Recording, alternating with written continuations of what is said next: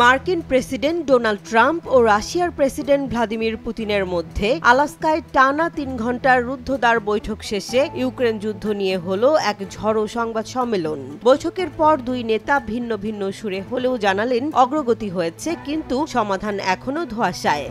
Again, Mr. President, I'd like to thank you very much, and we'll speak to you very soon and probably see you again very soon. Thank you very much, Vladimir. Next time in Moscow.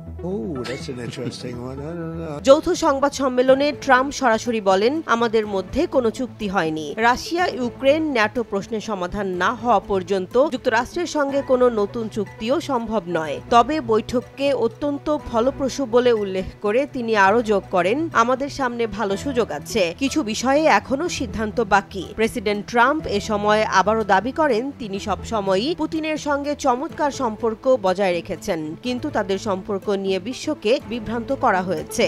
Thank you very much, Vladimir. Next time in Moscow.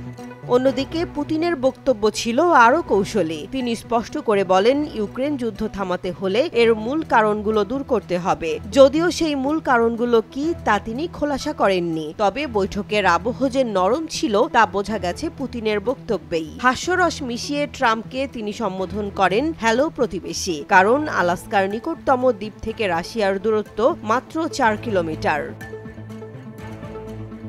Putin ইতিহাস টেনে আনেন আলাস্কার প্রসঙ্গও। মনে করিয়ে দেন ১৮০০ এর মাঝামাঝি সময় পর্যন্ত আলাস্কা ছিল রাশিয়ার অংশ।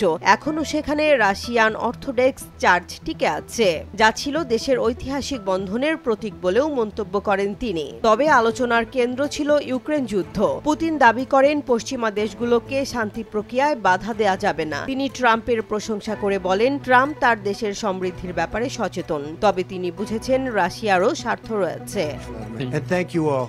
Thank you. Thank you. Thank you so much. বৈঠক শেষে পুতিনের শিবিরে স্বস্তি ও স্বতঃস্ফূর্ততার ছাপ স্পষ্ট হলেও ট্রাম্পের বক্তব্যে এখনো অনিশ্চয়তার বার্তা। ফলে ৩ ঘণ্টার বৈঠকের পর বিশ্বজুড়ে প্রশ্ন জাগছে, এটি কি সত্যিই অগ্রগতির সূচনা, নাকি কেবল আরেক দফা রাজনৈতিক নাটক?